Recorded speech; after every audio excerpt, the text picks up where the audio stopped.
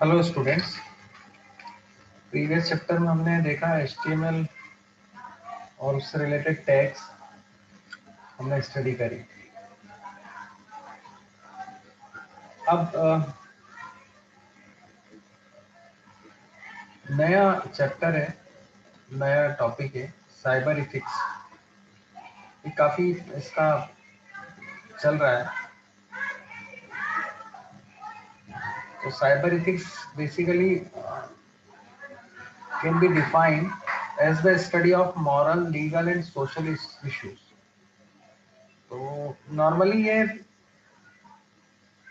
Social issues से related, legal issues से related और दूसरी चीज़ों से रिलेटेड टेक्नोलॉजी पे वर्क करता है।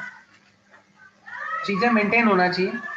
कुल मिला के बात ये कि जैसे आप पहली लाइन आप देखेंगे, ethics play an important role in our life which tell us about good और बैड। अच्छी चीज़ क्या है, बुरी चीज़ क्या है, ये सब हमको मालूम होना चाहिए। Ethics is the study of morality in our life. Morality को शो करता है।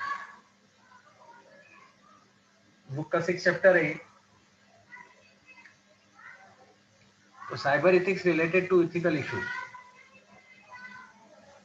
Of the internet era. तो इथिकल इश्यूज को शो करता है। इथिकल मतलब मॉरल, लीगल, ये सारी चीजें। यू वुड कंसीडर रॉन्ग और illegal thing in everyday life. रोज हम देख ही रहे हैं क्या क्या चीजें रहती है with the help of internet. अच्छा, ये सारी चीजें इंटरनेट बेस्ड एक्टिविटीज ही है। कौन सी गुड, कौन सी bad, which are the good habits we can say, which are the bad habits we can say, which are the bad things. So with the help of internet, anyone can communicate at any time, retrieve information, do any online business. While this is an undeniable benefits, there can also be negative consequence. To avoid negative consequence of the use of internet, everyone should follow the cyber ethics. अब सही बात है, अगर negative consequence हमको बताना है तो cyber ethics के रूल्स रेगुलेशंस को फॉलो करो और एक अच्छे सिटीजन का रोल प्ले करो। अब इसमें एक नई चीज बताइए,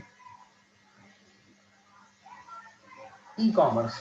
ई कॉमर्स का जो बेसिकली मीनिंग है, उसका मीनिंग होता है इलेक्ट्रॉनिक कॉमर्स। अब इलेक्ट्रॉनिक कॉमर्स का मीनिंग अगर हम सिंपल ये देखें कि परचेसिंग और सेलिंग ऑन इंटरनेट, इंटरनेट पे परचेसिंग और सेलिंग बता। E commerce is the buying and selling of product and service by business and consumers over the internet. मैंने आपको बताया ना, इंटरनेट पे परचेस करना और सेलिंग करना। It includes all type of business activities, सारी बिजनेस एक्टिविटीज, कोई परचेस करना, कोई सेल करना,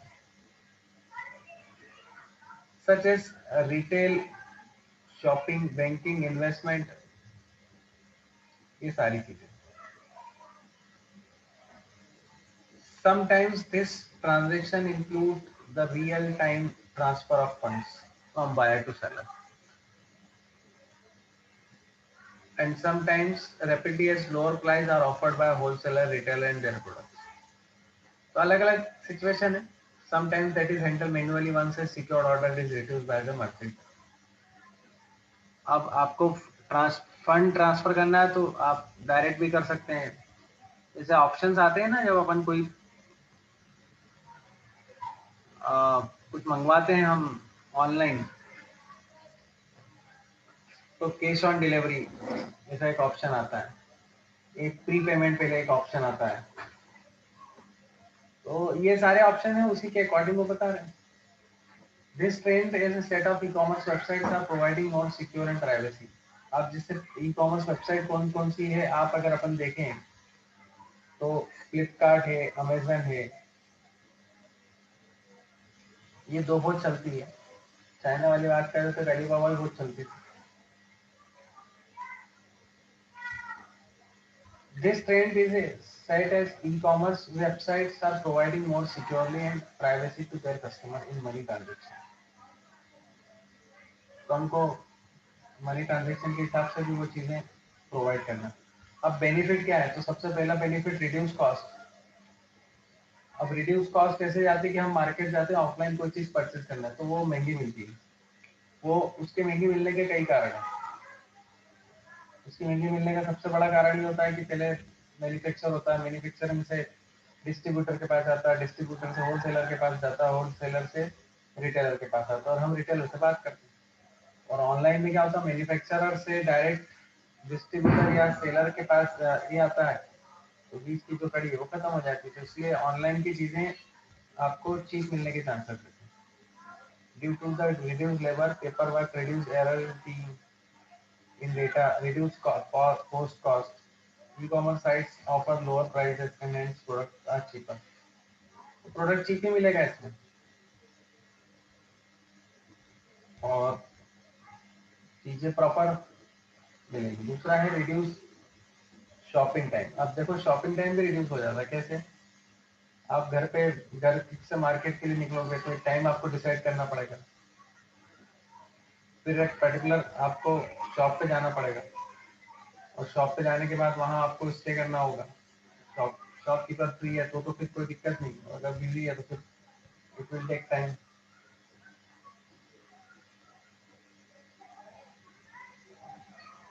तो शॉपिंग का जो टाइम है वो रिड्यूस हो जाता है, काफी टाइम बच जाता है।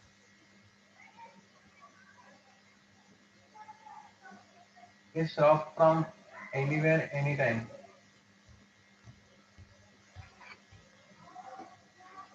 एनीवेयर एनी टाइम का मतलब ये है कि आप कभी भी जिस वेबसाइट को आप फॉलो कर रहे हो उस वेबसाइट पे कभी भी 24 आवर्स में कभी भी आप परचेसिंग कर सकते हो। अच्छा, कई बार क्या होता है कि ये जो सो अभी दिवाली पे भी आपको काफी डिस्काउंट मिला अगर आप कोई चीज परचेस करते हो। तो ऑनलाइन परचेसिंग में आपको day by day festival offers भी मिल जाते हैं और उसका एडवांटेज मिलता है कहीं। तो हमने 3 बेनिफिट देखे, reduce cost, reduce shopping time, shop from anywhere any time. फिर एक आता है इम्प्रूव कस्टमर रिलेशनशिप।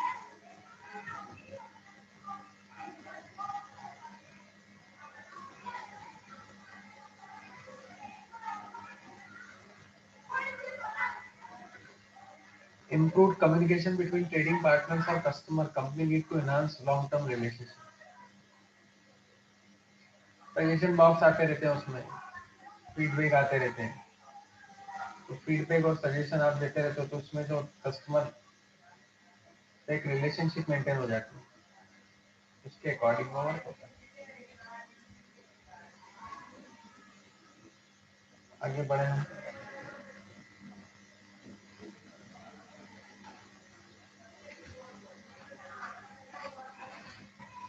फिर नेक्स्ट आता है secure requirement. E-commerce security is the protection of e-commerce assets from unauthorized access। Unauthorized access का मतलब कोई भी व्यक्ति अनऑथराइजली इसको एक्सेस नहीं कर सके। अल्टरेशन और destruction. To ensure safe e-commerce, there are certain security provision in it. This e-commerce security basic can guide any business owner regarding safe online transaction protocol। अब इसमें क्या होता है, सेफ्टी जरूरी है।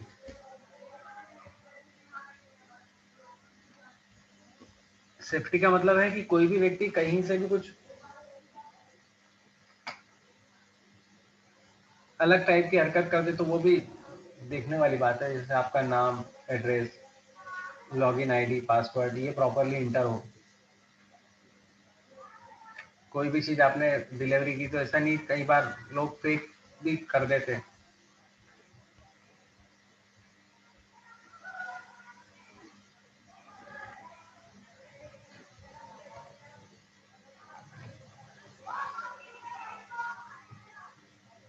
तो ये ई कॉमर्स सिक्योरिटी से रिलेटेड बात कर रहे हैं। फिर नेक्स्ट है privacy. One of the most obvious e-commerce security basic is privacy, which is the ability to ensure that information is accessed and changed only authorized party। तो privacy मतलब आपको आपने किसी को ऑथर कर रखा है या ऑथराइज कर रखा है, वही मेंटेन करें। So this is achieved by encryption. When you shop online, sensitive data such as credit card detail, health record, sales figure, etc. and other personal details should not be accessible to anyone except the seller you have to chosen to share with it. अब जैसे आप कोई credit card से purchase कर रहे हो, तो उसके पास क्रेडिट कार्ड की मशीन है, तो वो मशीन में आपने वो चीज डाली,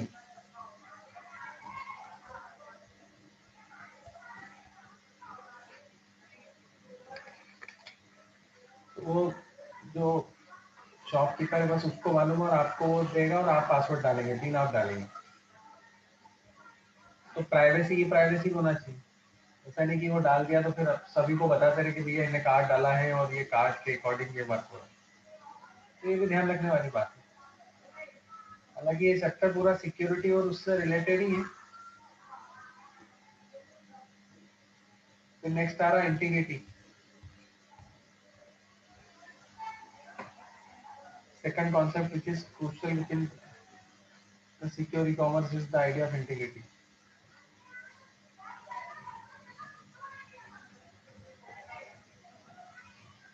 That none of the information shared online by customer. तो कोई भी इंफॉर्मेशन कहीं भी किसी को भी शेयर नहीं करना। This is the ability to ensure that information being displayed on a website or transmitted received over cyberspace has not been altered in any way unauthorized party.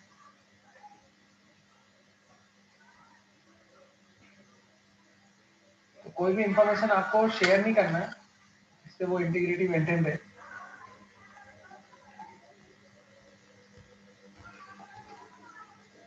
और आगे काम करते हैं। Integrity ensures that the data remains as it from sender to receiver.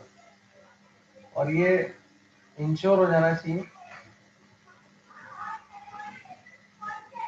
कि data जा रहा है वो प्रॉपर सेंडर से रिसीवर में जा रहा है।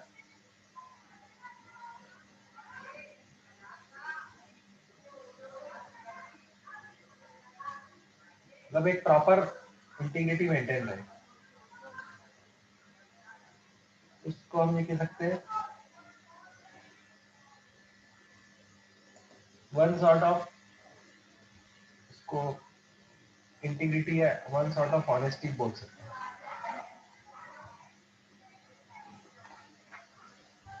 दूसरा ये आता है थोड़ा सा थ्योरेटिकल है, ऑथेंटिकेशन। ऑथेंटिकेशन मतलब ये है कि जैसा कई बार अपन करते हैं ना, कुछ चीज करते हैं तो फिर अपने को ईमेल पे वो पासवर्ड भेजते हैं और फिर आप उस पासवर्ड को डालो या पिन को डालो तो ऑथेंटिसिटी हो जाती है। तो authenticity is the process of verifying and identifying of the user. User identify करता है प्रोसेस और device often as a request to allow access to resource in a system। मतलब आइडेंटिफाई करना, वेरीफाई करना। जैसे कई बार आप ऑथेंटिसिटी कैसे मेंटेन होती, कई जगह आपको चेक करना उसको कि आप ही यूजर हो, तो वो आप एक नंबर मोबाइल नंबर दोगे, मोबाइल नंबर से फिर वो पासवर्ड भेजेगा या पिन भेजेगा, आप उसको डालेंगे तो ही वो ऑथेंटिसिटी होगी। जैसे ई ट्रांजेक्शन होते ई कॉमर्स में, तो ट्रांजेक्शन जितने होते तो आप सिक्योरिटी चेक करने के लिए आपको मोबाइल पे 4 डिजिट का पासवर्ड भेजा जाता है या पिन भेजा जाता है, उससे ऑथेंटिसिटी चेक होती है।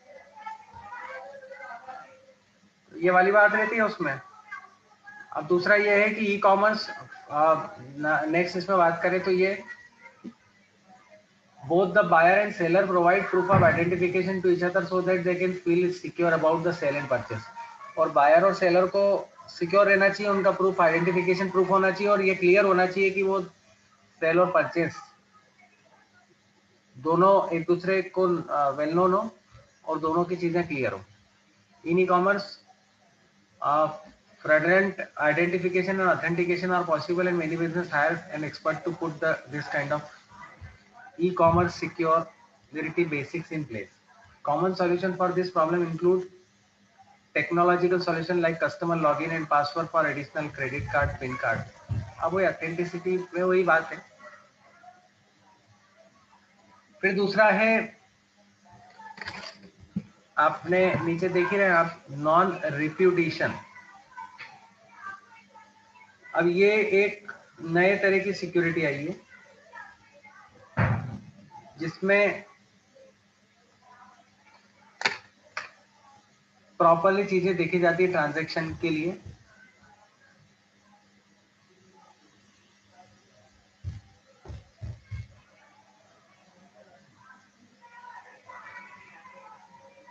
तो the principle of non-repetition adds another level of security by confirming that the information which was sent between the parties was indeed received and a purchase or mail or a signature cannot be denied by the person who complete the transaction. अब इसका अगर आप Hindi meaning देखें तो परित्याग होता है।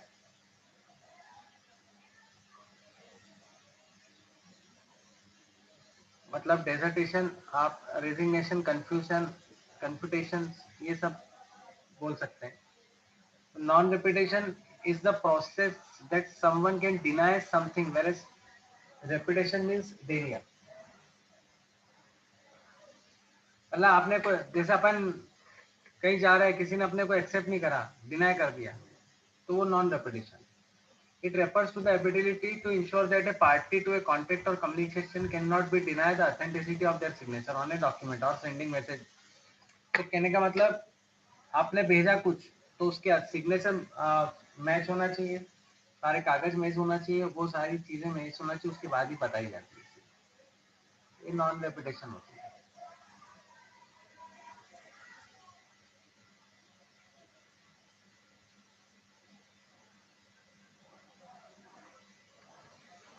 Next आता है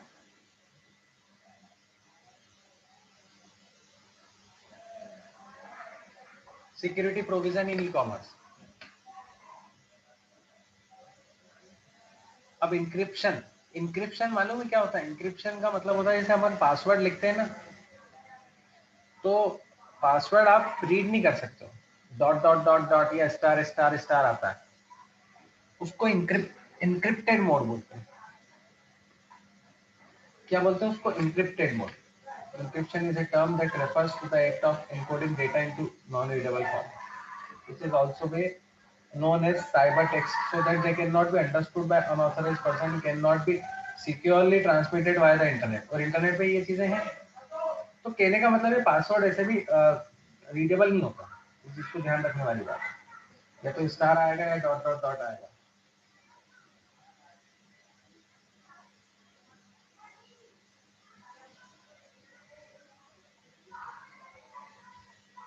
Cybertext is encrypted in such a way that only sender name the receiver can read it.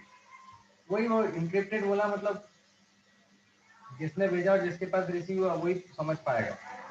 मान लो मैं सेंटर हूँ और आप रिसीवर हो, तो मैंने आपको कोई भेजा इंक्रिप्टेड फॉर्म में, इंक्रिप्टेड फॉर्म में मतलब डॉट डॉट डॉट, तो मैंने डिकोडिंग करने के लिए आपको अलग से कुछ भेज दिया, डिस्क्रिप्शन या डिस्क्रिप्टिव मोड करने के लिए।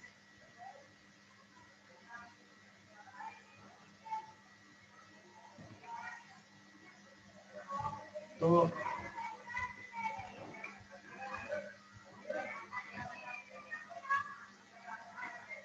ये साइबर टेक्स्ट होता है, encrypted in such a way that only can sender and the receiver can read it. तो दोनों रीड कर पाते हैं। In e commerce a message is encrypted by a public key। एक की बताते हैं, encrypt करेंगे पब्लिक की से and decrypt by a private key which only the recipient has first। तो पब्लिक की मतलब पब्लिकली उसने वो करा, पासवर्ड डाला, लेकिन प्राइवेटली उसने उसको भेजा कि भैया इससे डिक्रिप्ट करेंगे, और ये देखो मैसेज दे भी रखा, प्लेन टेक्स्ट इंक्रिप्ट हुआ साइबर टेक्स्ट में, और साइबर टेक्स्ट वापस डिस्क्रिप्ट हुआ तो प्लेन टेक्स्ट उसके ओरिजिनल फॉर्म में आ गया।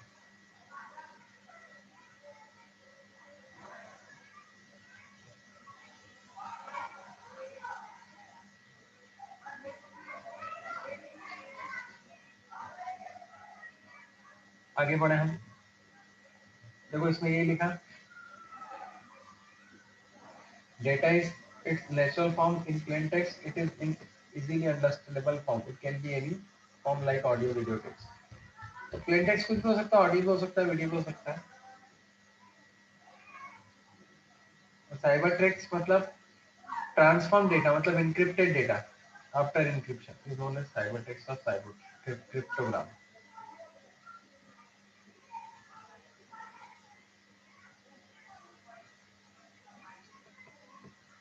अब एक इंपॉर्टेंट बात, digital certificate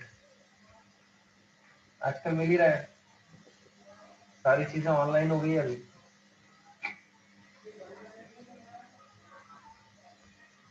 So a digital certificate is an electronic password that allows a person to originate to exchange data securely over the internet. It contains your name, serial number, expiration date, a copy of the certificate holder's public key, and the digital signature of the certificate issuing authority, so that a recipient can verify the certificate is real. For example, a driving license is used to validate a motor vehicle driver. A digital certificate establishes the identity of someone in cyberspace or internet. A digital certificate is issued by trusted third party called a certificate authority that uniquely identifies it. मतलब digital certificate ये बताएगा कि वो person वही है, तो ये authorise कौन करेगा? डिजिटल ये सर्टिफिकेट ऑथोरिटी आइडेंटिफाई करेगी कि हाँ ये है और ये सही है, तो उसकी ऑथेंटिसिटी हो जाएगी और वो पर्सन भी वेरीफाई हो जाएगा।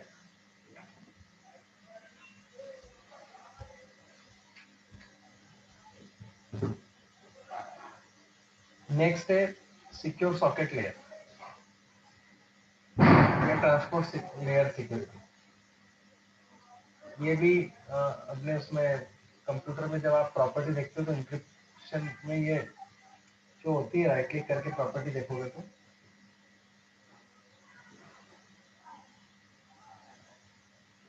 every e-commerce website must have SSL or TLS, मतलब सिक्योर सॉकेट लेयर है और transport layer security. It is a standard security protocol for establishing encrypted links between a web server and a browser in e-commerce. तो ये link है web server और browser के बीच में। SSL certificate encryption keeps your information safe from hackers। ये थोड़ी सी चीजें इसको सिक्योर सॉकेट लेयर यूज करने में ये रहता है कि आपकी इंक्रिप्शन की जो इंफॉर्मेशन है वो सेफ रहती है, कोई भी इजीली हैक नहीं कर पाएगा या क्रैक नहीं कर पाएगा। हैकिंग और क्रैकिंग में अंतर है। हैक में क्या होता है, हैकिंग में कि सारी की सारी चीजें वो वेबसाइट और वो सारी चीजें उनके पास चली जाती है और वो सारी चीजें एक्सेस कर पाते हैं। और क्रैकिंग में जिस भी चीज को तोड़ना हो और वो क्रैक करते हैं उसके according.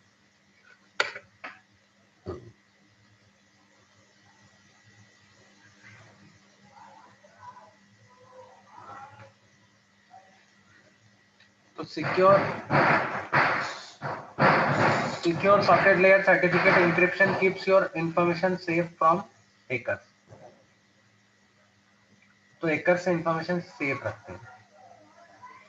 For online shoppers, this recognition ensure that their information is safe and their transaction are secure। अब वही वाली बात है, अगर ये आप यूज कर रहे हैं सिक्योर सॉकेट लेयर तो information safe. For online shoppers, this recognition ensures that their information is safe and their transactions are secure। If you are using any e-commerce website and sharing any crucial information like payment detail or credit card information, it is highly recommended for you to secure the payment information with SSL certificate। TLS transport layer certificate is an updated and more secure version of SSL। अब इसमें और security की tight वाली आ जाती है। That is why most e-commerce websites use TLS encryption method for securing transaction। तो ये जैसे सर्टिफिकेट इशूड टू flipkart.com, मतलब सिक्योरिटी रखने के पर्पज से यूज होती है। कुल मिला के बात ये है, ध्यान रखने वाली बात है। फिर एक आया था डिजिटल सर्टिफिकेट, अब एक आया डिजिटल सिग्नेचर।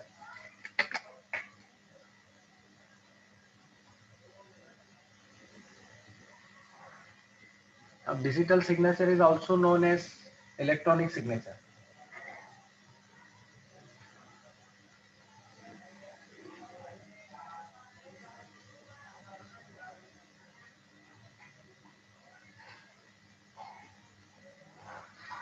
इलेक्ट्रॉनिक सिग्नेचर मतलब इलेक्ट्रॉनिकली, अब किसी को फिजिकली हमको भेजने की जरूरत नहीं है। It is a digital code, एक तरीके से डिजिटल कोड ही होता है, that is attached electronically to document so that sender is uniquely identified. Sender, भेजने वाला ऑटोमेटिकली आइडेंटिफाई हो जाता है। In e commerce it is used to ensure that authenticity and integrity of two parties. एक तो ऑथेंटिक हो और integrate हो, मतलब उसकी अखंडता मेंटेन रहे। Digital signature easily transportable, can not be immediate by someone else and can be automatically time based। अब ये डिजिटल सिग्नेचर ऑटोमेटिकली आती है, लेना पड़ती है, इसमें परमिशन लेना पड़ती है, उसके अकॉर्डिंग ये ऑटोमेटिकली आती है। The ability to ensure that the original signed message arrived means that the sender cannot easily repudiate it later। तो ये भी ध्यान रखने वाली बात है।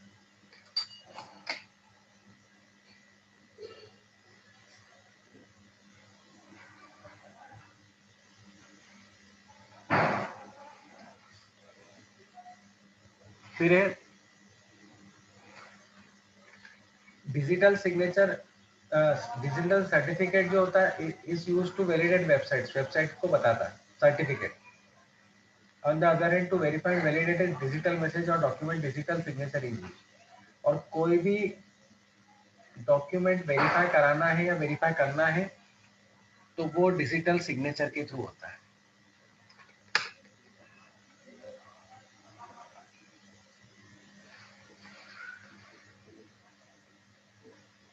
अब और बेसिक चीजें, सिक्योर इलेक्ट्रॉनिक ट्रांजैक्शन, ये भी जरूरी है कि आपने कोई ट्रांजैक्शन करा वो सिक्योर है कि नहीं। तो फायरवॉल वगैरह होना चाहिए, नेटवर्क ट्रैफिक प्रॉपर होना चाहिए, ट्रस्टेड नेटवर्क, नेटवर्क के अकॉर्डिंग काम करना चाहिए।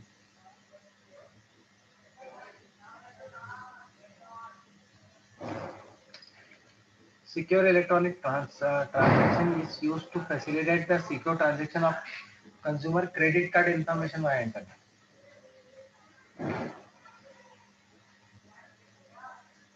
अब क्रेडिट कार्ड की इंफॉर्मेशन आपको प्रॉपरली हैंडल करना चाहिए।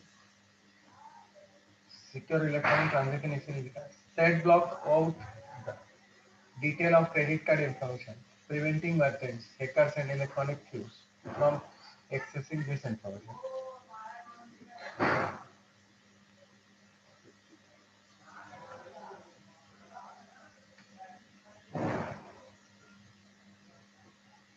SAT is a payment protocol on other hand।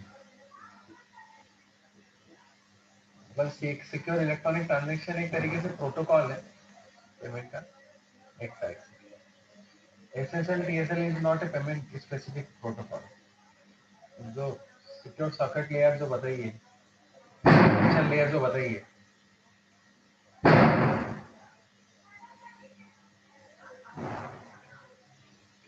तो वो दोनों लेयर सिक्योरिटी के हिसाब से यूज होती है। अब फायरवॉल की बात करें,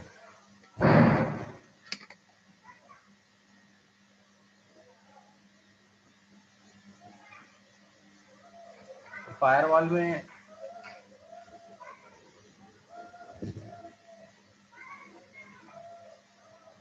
सिक्योरिटी ज्यादा रहती है, जैसे नेटवर्क ट्रैफिक बताया, ट्रस्टेड नेटवर्क बताया, अनट्रस्टेड नेटवर्क बताया।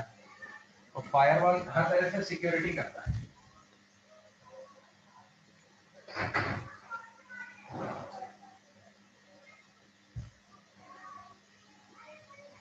जैसे नेटवर्क ट्रैफिक की बात करें तो नेटवर्क में ट्रैफिक ज्यादा होता है। It is amount of data moving across the network given A point of time. जैसे नॉर्मली ट्रैफिक जाम नहीं होता, वैसे के वैसे ही इंटरनेट पे भी ट्रैफिक काफी रहता है।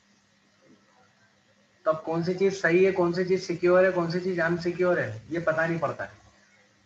तो इसीलिए फायरवॉल लगाने से क्या होगा, only authorised traffic is allowed to pass through the firewall. वो फायरवॉल के थ्रू वो मतलब सिक्योर होके आता है और रिलायबल होता है और सब जगह हमारा डेटा एक साथ नहीं जाता और हमको जो चीज चाहिए वही मिलता है।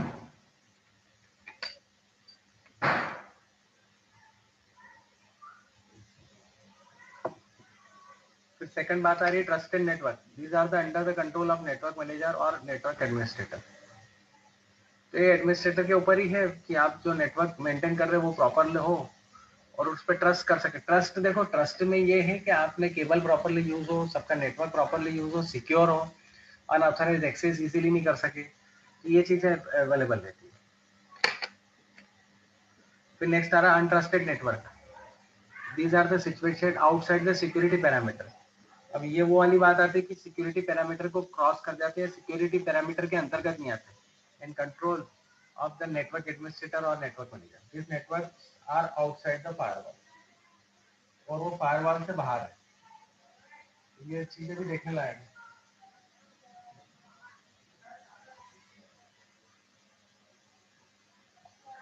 अब फ्रॉड्स इन ई कॉमर्स सबसे बड़ा इंपॉर्टेंट बात है कि ई कॉमर्स में फ्रॉड होने के चांसेस भी हैं, और कैसे होते हैं ये देखते हैं अपन।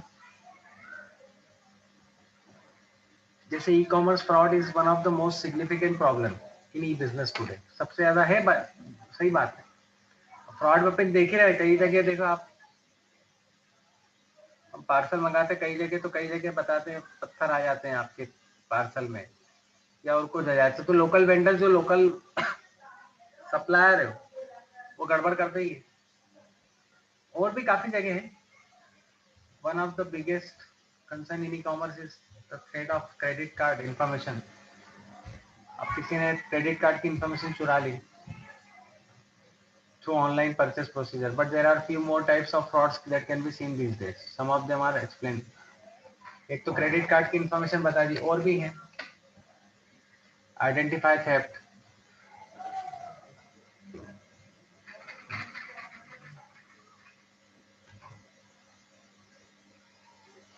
अब identify theft is the most type of e commerce fraud. In traditional identify theft, the criminals goal is to carry out transaction using a different identity instead of having to come up with a completely new identity to use.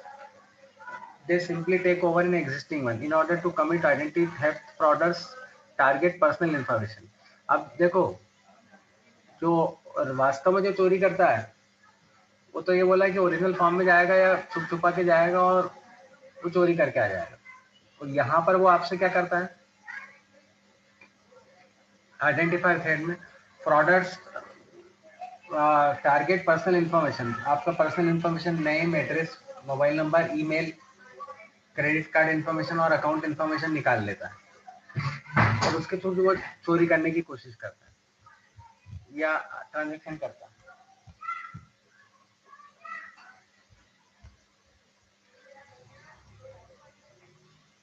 To order item online under a false name and pay using someone else credit card information.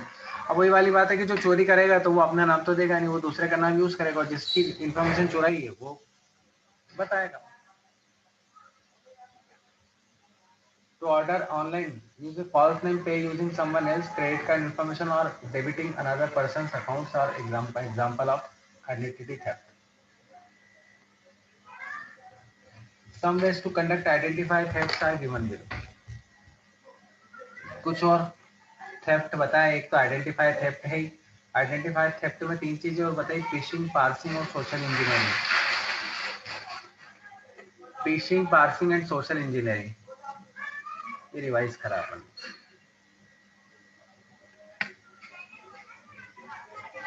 Fishing में क्या होता है, phishing involve using fraudulent website, email और text message to access personal data. अलग किसी की website से data निकालना, ईमेल से निकालना या टेक्स्ट मैसेज से निकालना, तो ये फिशिंग कहलाता है। ये बहुत चल रहा है आजकल।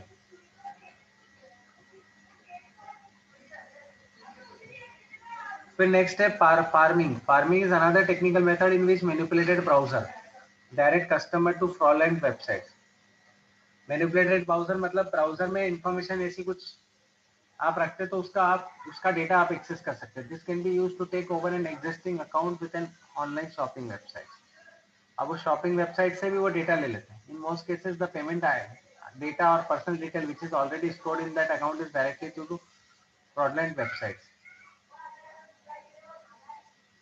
ब्राउजर में वो मैनिपुलेशन करते हैं, सेटिंग के साथ छेड़छाड़ करते हैं, और जो ऑनलाइन शॉपिंग करते हैं उसका डेटा यहाँ लाने की कोशिश करते हैं इनके पास। उसी को फार्मिंग बोलते हैं। फिर तीसरा है social engineering, the art of gaining access to the system और data explain by human psychology rather than by breaking in or use technical hacking. For example, instead of trying to find a software vulnerability, the social engineering might call you and pause it. IT supports person trying to trick you into delving your personal information like password, credit card or debit card. अब normally क्या होता है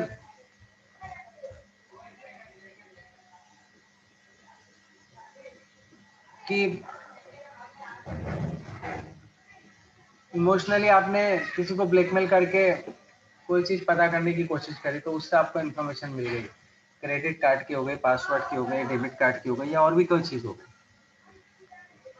तो ये भी एक तरीका है आइडेंटिफाई थेफ्ट का। और इसके अकॉर्डिंग काफी इंफॉर्मेशन लोग ट्रैक कर लेते हैं, लिखा ना, लाइक पासवर्ड आप ट्रैक कर सकते हो, credit card, debit card information. और एक बार इंफॉर्मेशन चली गई तो फिर आपको दिक्कत हो जाएगी। फिर इसीलिए बोला जाता है कि सिक्योर रहना, सिक्योर चीजें, सिक्योरिटी के अकॉर्डिंग काम करो। डेटा किसी के साथ शेयर मत करो, पासवर्ड आप किसी के साथ शेयर मत करो, पासवर्ड भी आप स्ट्रॉन्ग रखो। ये सारी चीजें बताई। अब इसमें ये बहुत बड़ा टॉपिक है और बहुत बड़ा चैप्टर है। इस चैप्टर को हम अभी फिलहाल इतना ही रखते हैं, काफी बड़ा चैप्टर है ये और थ्योरेटिकल ज्यादा है। थोड़ी बहुत आपको समझने की कोशिश करना चाहिए, आगे काम भी आएगी चीजें।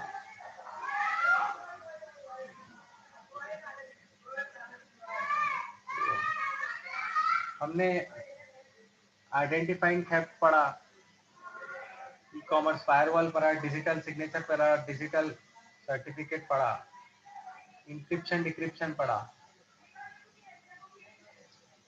ये सारी चीजें पढ़ी हमने, इसके अकॉर्डिंग कंप्लीट हो गई। आपको कोई अभी प्रॉब्लम हो तो आप यूज में शेयर कर सकते हैं, कमेंट दे सकते हैं या ग्रुप में बता सकते हैं।